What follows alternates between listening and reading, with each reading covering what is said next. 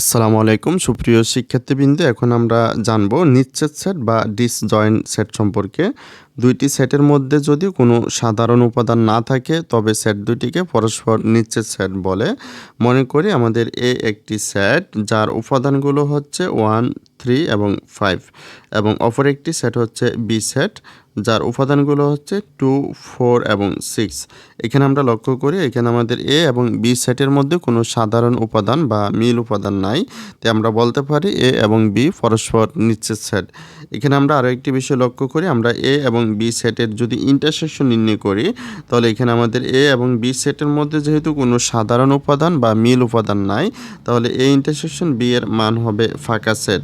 এখানে যেহেতু A intersection B এর মান ফাঁকা সেট হচ্ছে, তাই এটিকেও আমরা নিচ্ছেদ সেট বলতে পারি। অর্থাৎ নিচ্ছেদ সেটের সংজ্ঞাটিকে আমরা এভাবে বলতে পারি, এ ইন্টারসেকশন বি সমান ফাঁকা সেট হলে এ ও বি পরস্পর নিচ্ছেদ সেট।